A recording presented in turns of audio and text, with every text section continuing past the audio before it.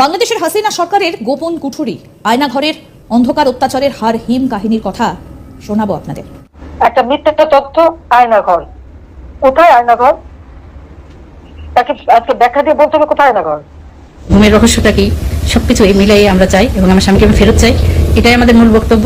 আমরা চাই না যে কেউ আমাদের এই পরিস্থিতি নিয়ে, এই ইলিয়াস আলীকে গুম নিয়ে কেউ রাজনীতি করুক। সেটা বাংলাদেশের সরকার পতন এবং আয়নাঘর আবিষ্কারের পর নতুন করে আলোচনায় ইলিয়াস আলী। যথেষ্ট বুকটা হাহাকার করে উঠল যে অপেক্ষায় ছিলাম ফ্যাসিস্ট সরকার পতন হলে ইলিয়াস আলীকে ফেরত পাবো। এতক্ষণ দেখছিলেন সংবাদ শিরোনাম, এবার দেখবেন বিস্তারিত ভিডিও দেখার আগে আপনার কাছে ছোট করে একটি অনুরোধ, আপনি যদি এ ধরনের আপডেট নিউজগুলো সবার আগে পেতে চান অবশ্যই চ্যানেলটি সাবস্ক্রাইব করে রাখবেন। দর্শক চলুন কথা না বাড়িয়ে একের পর এক ভিডিওগুলো দেখে আসি।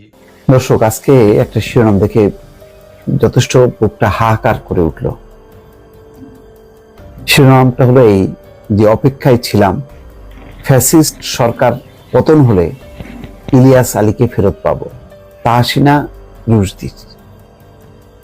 রুশদি হচ্ছে পুরো নাম হচ্ছে তাহসিনা রুশদির লুনা, প্রয়াত বা গুম হওয়া ইলিয়াস আলীর স্ত্রী। প্রয়াত বলতে চাই না, যেহেতু এখনো সে গুম হিসেবেই আছে, সুতরাং তিনি বেঁচে আছেন নাকি মারা গেছেন কেউ বলতে পারে না। আজকে তার এই কথা দেখে আমার মনে পড়ছে যে স্বাধীনতার পর অনেক মা বাবা ভাই বোন তারা গণমাধ্যমকে সাক্ষাৎকার দিত যে দেশ স্বাধীন হলো, আমার ভাই তো ফিরে আসলো না। মা বলে দেশ স্বাধীন হলো, আমার ছেলে তো ফিরে আসলো না। বাবাও একই কথা বলল যে আমার ছেলে সেই যে মুক্তিযুদ্ধে গেল, নিখোঁজ হয়ে গেল, ছেলে তো আর ফিরে আসলো না। আজকে ইলিয়াস আলীর স্ত্রীর ঠিক বক্তব্যটা অনেকটা তেমন মনে হলো যে ফ্যাসিস্ট সরকারের পতন হলো, শেখ হাসিনার পতন হলো, কিন্তু কই ইলিয়াস আলী তো ফিরে আসলো না। শুধু আমি বলবো যে ইলিয়াস আলীর স্ত্রী না, এরকম অসংখ্য গুম হওয়া পরিবারগুলো কিন্তু অপেক্ষা আছে যে তাদের সন্তান, তাদের ঘরের যে অভিভাবক বাবা মা বা যেই হোক না কেন নিকটজন, তারা হয়তো ফিরে আসবে। কিন্তু বাস্তবতা হলো এই যে আমরা জানি না গুম হওয়া মানে সে বেঁচে আছে, বিষয়টা তেমন না। গুম হওয়া মানে সে মারাও যেতে পারে অথবা চিরকালের জন্য হারিয়ে যেতে পারে। ফলে এই গুমটা হচ্ছে মানুষের, আমি বলবো যে মৃত্যুর চেয়েও ভয়ঙ্কর। আপনি অনেকে বলে না যে ঠিক আছে মারা গেছে, আমি আমার লাশটা, আমার সন্তানের লাশটা চাই। ও সন্তান বলে আমার বাবার লাশটা চাই, মানে লাশটা পেলেও একটা সান্ত্বনা যে ঠিক আছে জীবিত তো পেলাম না, মৃত মানে মানুষটাকে তো পেলাম, তাও তো পেলাম।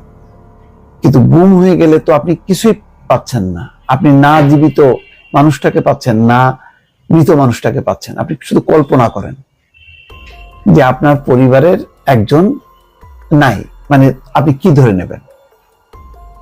আপনার হাতে কোনো রিপোর্ট নেই যে সে মারা গেছে, আপনি ভাবছেন সে জীবিত আছে, তাহলে জীবিত আছে অথচ আপনি তাকে পাচ্ছেন না।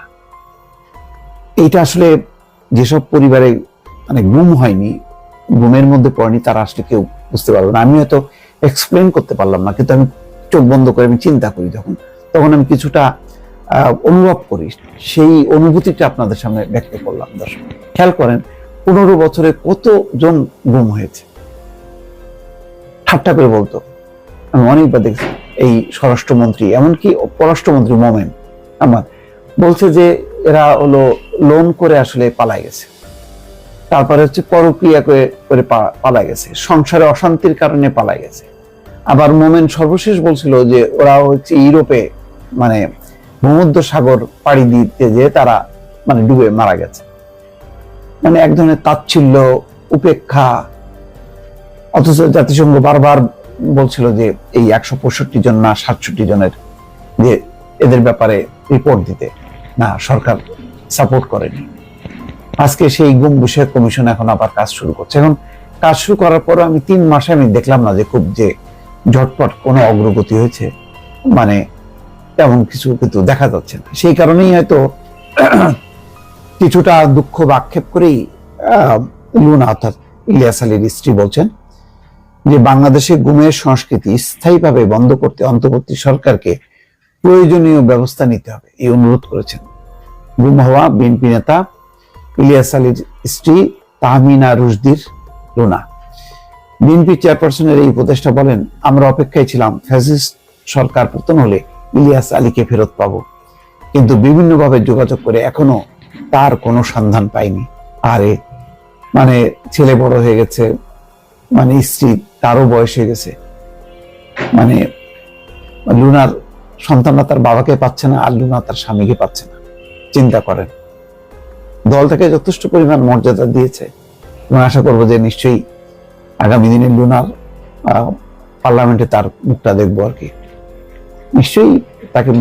এই ভিডিওটি দেখছিলেন, এই সম্পর্কে আপনাদের কোনো মন্তব্য থেকে থাকলে অবশ্যই কমেন্টে লিখে পাঠাবেন। এবার দেখে আসবো আরো একটি আপডেট নিউজ। একটা মিথ্যা তথ্য আয়নাঘর, কোথায় আয়নাঘর? তাকে আজকে ব্যাখ্যা দিয়ে বলতে হবে কোথায় আয়নাঘর। আয়নাঘর গুম খুন, কে গুম খুন করেছে? গুম খুন তো তোমরা করছো, প্রকাশ্য খুন করছো।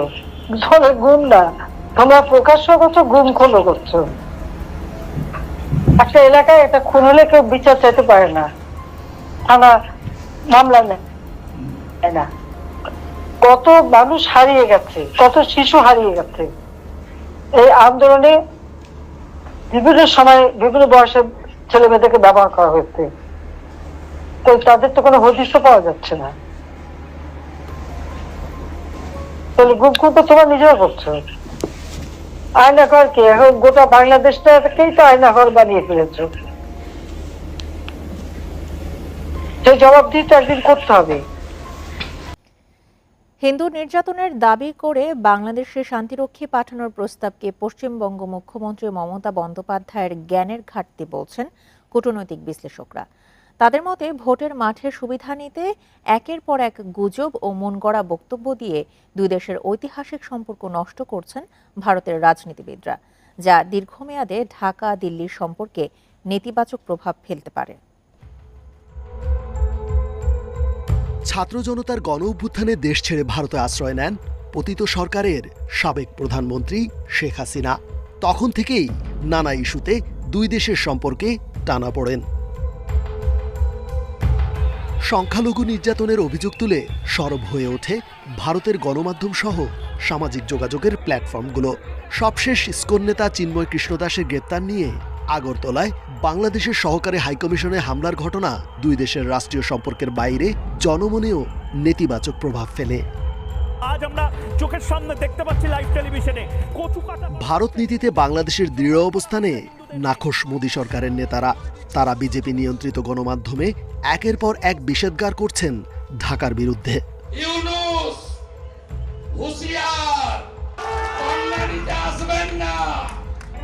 এমনকি দেশে হিন্দু নির্যাতনের বিভ্রান্তিমূলক তথ্য তুলে ধরে জাতিসংঘের শান্তিরক্ষী পাঠানোর প্রস্তাব করে কেন্দ্রের দৃষ্টি আকর্ষণ করে বসেন পশ্চিমবঙ্গের মুখ্যমন্ত্রী মমতা বন্দ্যোপাধ্যায়। কি ধরনের একটা পরিস্থিতি হলে জাতিসংঘের শান্তিরক্ষী বাহিনী তারা পাঠিয়ে থাকে? আমি মনে করি উনি নেহায়েতই একটা রাজনৈতিক বক্তব্য দিয়েছেন এবং একটা রেটরিক লেভেলে, যা উনার মতো একজন নেত্রীর কাছ থেকে আমরা আশা করিনি। বাংলাদেশে শান্তিরক্ষী বাহিনী পাঠানোর প্রস্তাবকে মমতার জানার ঘাটতি বলে মন্তব্য করেছেন কূটনৈতিক বিশ্লেষকরা। মমতা ব্যানার্জি আসলে এই প্রক্রিয়াটা সম্পর্কে খুব বেশি ওয়াকেবহাল হয়তো নয়, কারণ যে কোনো দেশের শান্তিরক্ষী পাঠাতে হলে জাতিসংঘ নিরাপত্তা পরিষদের 5 পার্মানেন্ট সদস্য যারা আছেন তাদের মধ্যে মতৈক্য থাকতে হয়। বাংলাদেশের অভ্যন্তরীণ বিষয়ে ভারতের হস্তক্ষেপকে নজিরবিহীন বলে মনে করছেন বিশ্লেষকরা। রেজওয়ানুল হক, ইন্ডিপেন্ডেন্ট নিউজ, ঢাকা। দর্শক দেখছিলেন বিস্তারিত। এই সম্পর্কে আপনাদের মতামত কমেন্টে লিখে পাঠাবেন। ভিডিও ভালো লাগলে চ্যানেলটি সাবস্ক্রাইব করতে ভুলবেন না। এবারের মতো এখানেই বিদায় নিচ্ছি। শীঘ্রই দেখা হয়ে যাবে নতুন কোনো ভিডিও নিয়ে। ততক্ষণ সকলে ভালো থাকুন, সুস্থ থাকুন। আসসালামু আলাইকুম ওয়া রাহমাতুল্লাহি ওয়া বারাকাতুহু।